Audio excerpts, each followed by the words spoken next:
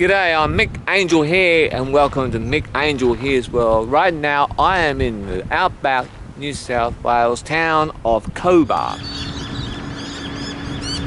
The Great Cobar copper mine and open cut. Lies the remain of the Great Cobar copper mine, which commenced operations in 1870. It had 14 smelters, 64 metres chimney stack, and employed over 2,000 men. Between 1876 and 1919, the Great Cobar produced 114,809 tonnes of copper, 9,670 kilograms of gold, and 46,700 kilograms of silver. The decline crashed after the First World War, and when the demand for copper decreased, and it ceased operation in March 1919. The open cut or mullock tank was not a mine, but a quarry. Built up, is used to backfill the slopes of the. It was used to backfill the slopes of the mine, and build up the ground level, so the miners could gain access to the ore bodies above them. It's dug by hand, pick and shovel. At least one horse was accidentally killed every day.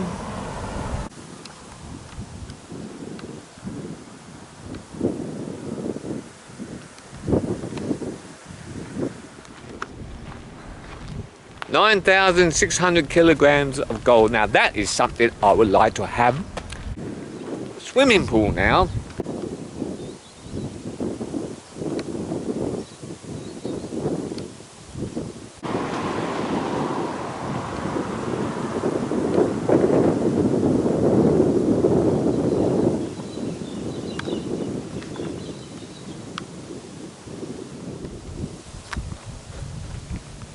Yes, it says danger, old mining area. This area is fenced to protect the public. Trespassers will be prosecuted. So I guess I won't be swimming in there today. That is actually part of the mining museum here in Cobar, so you can go and have a look at it, and I will be doing that tomorrow.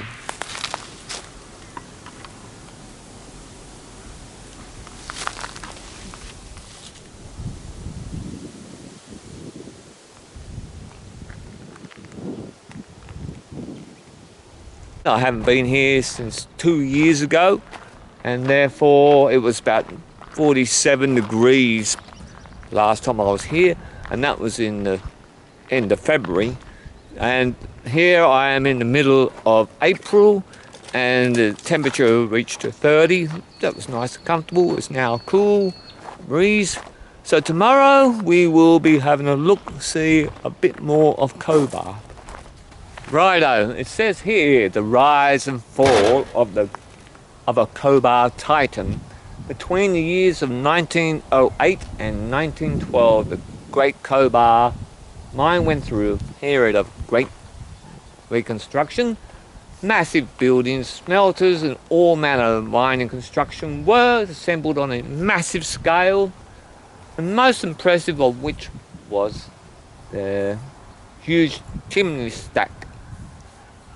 It stood on the hill. The old chimney stack stood on that hill, and it was necessary to have a high stack to remove the sulfur bearing smoke away from the town, which is towns this way. So you can imagine sulfur, rotten egg smell, not nice. The 1907, the bricks came in by train from Sydney at a cost of £7 per 1,000. This chimney was built, and it was extended to 64 metres, 209 feet. It was made up of 375,000 bricks, yes, 20,000 rivets, covered in It's covered in 1,000 tons of sheet metal. It's sheet plating. It was completed on Empire Day, 24th of May 1908. Now, owing to the closure of the mine in 1919, it lasted only 13 years, and on October the 8th, as it states here, there was a sickening explosion followed by a thunderous crash that echoed for miles when over 250,000 bricks and tons of sheet metal came tumbling down. Then silence. And we have the paying compliments of the Great Cobar Museum. That's where I'm getting my information from. But this was amazing. You can still see some of the equipment of the mine just up in the distance there.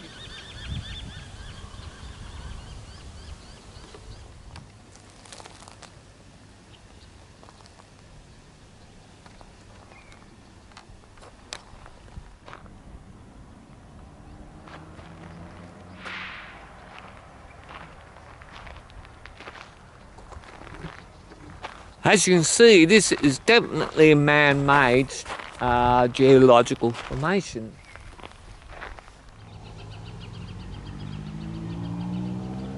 This is what is called the slag dump. As a result of 50 years of copper smelting, after the copper ore was extracted, the waste product, or the slag, was carried away and poured out while still in molten form. That's why it looks so like it is, because it's still molten form. They carried it away and they dumped it here, and it was done at night, and it was a very popular attraction apparently, because the glow would have been quite spectacular. Over the years, now this is interesting, over the years the slag dump has shrunk in size, being crushed and used in industry. Most of the sealed roads into Cobar have been laid with crushed slag. But the thing is, the smelting process of the past failed to completely remove the precious metals from the waste. And it could be said that the Cobar's roads are literally paved with gold.